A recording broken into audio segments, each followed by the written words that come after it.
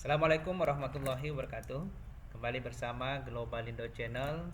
Pada video kali ini saya ingin melanjutkan tentang pengisian EDSPA. Kemarin sudah saya buatkan juga tutorialnya. Nah, bagi teman-teman yang ingin mengajukan akreditasi khusus Satuan PAUD, PKBM dan LKP, tahapan yang pertama yang harus dilakukan adalah mengisi EDSPA di Sispena 3.0.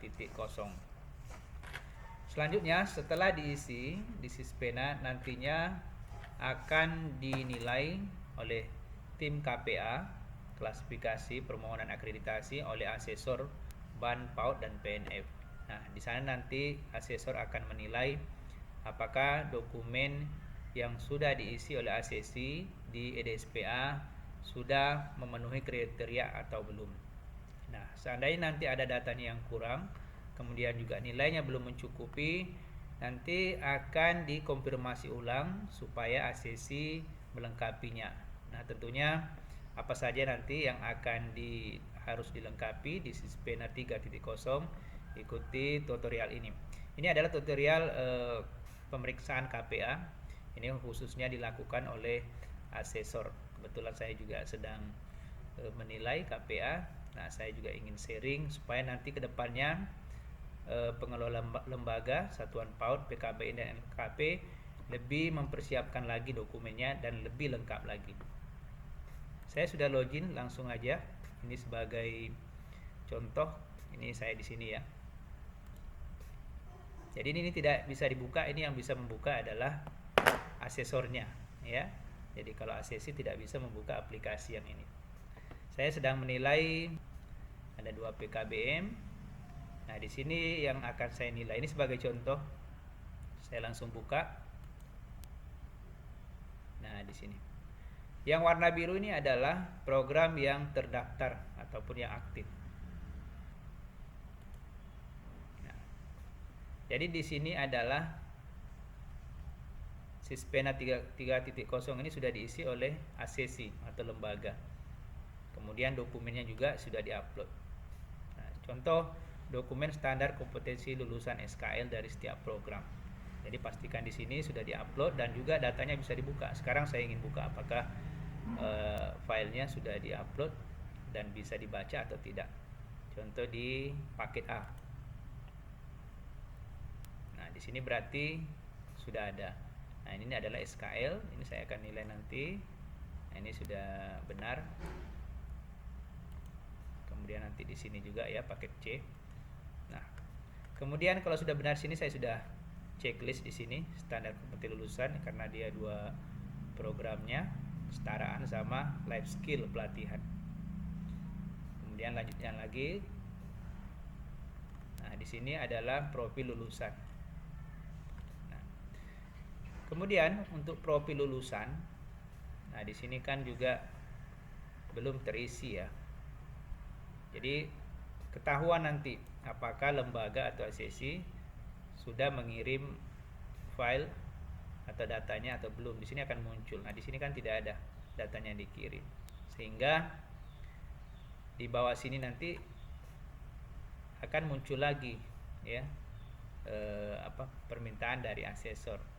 Di sini ada catatan, jadi asesi juga bisa meninggalkan catatan. Seperti di sini, dokumen ada tetapi tidak dapat dikirim karena PKBM kami kebanjiran. Nah, ini dia banjir. Boleh ya, teman-teman yang lain juga bisa membuat catatan di sini. Apa alasannya, tetapi nanti akan dipenuhi kembali, diupload ulang kembali. Nah, pada saat pemeriksaan KPA, di sini saya memeriksa, ternyata dokumennya tidak ada, saya membuat lagi catatan di sini. Mohon diupload ulang dokumennya.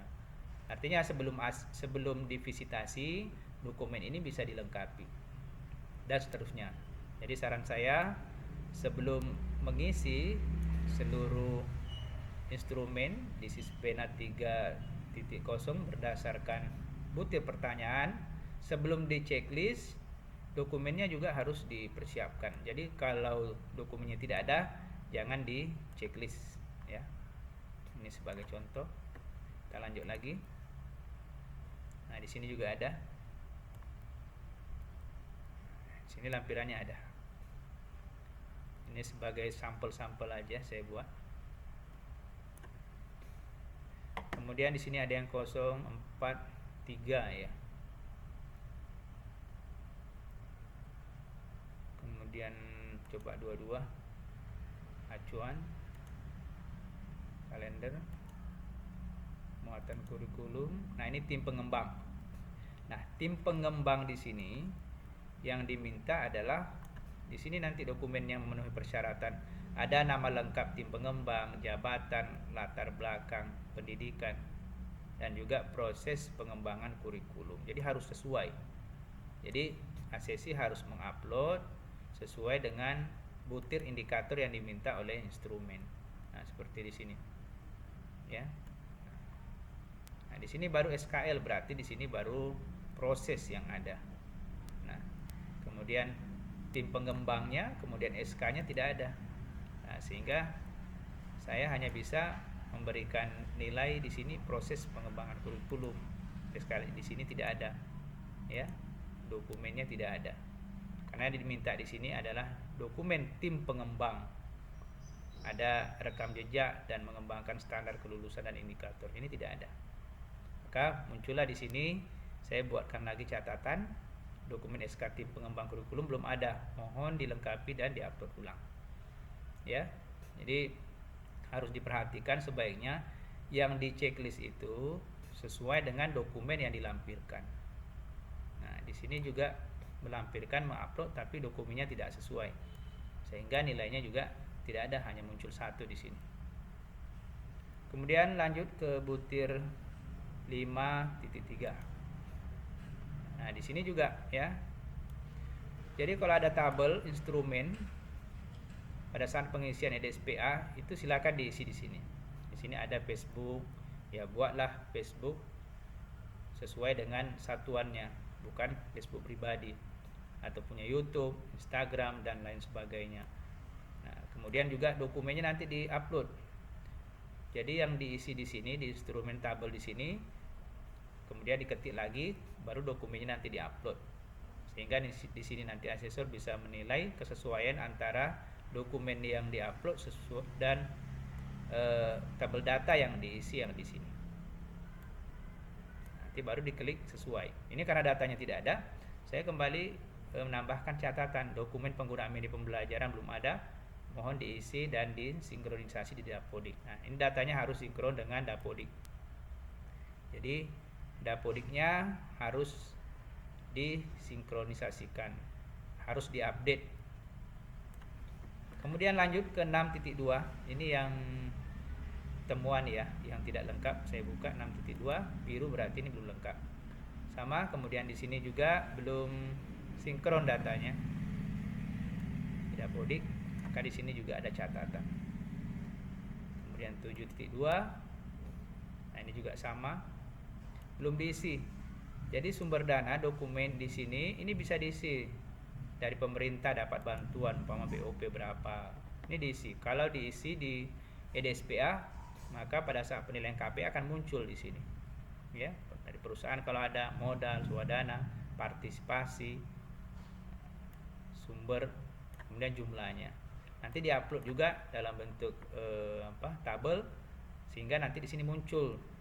Di sini ada tanda mata, kemudian di sini dokumen nanti diperiksa oleh asesor dan muncul dokumennya sesuai atau tidak. Karena kalau tidak lagi muncul lagi permintaan dari asesor dokumen sumber dana tidak ada, mohon diupload ulang. Karena kalau nilainya nanti di sini rendah, katakanlah di bawah 200-an ya mungkin rendah. Nah, nanti tidak akan bisa dilanjutkan prosesnya ke tahap berikutnya, sitasi. Kemudian 73 ini sama ya.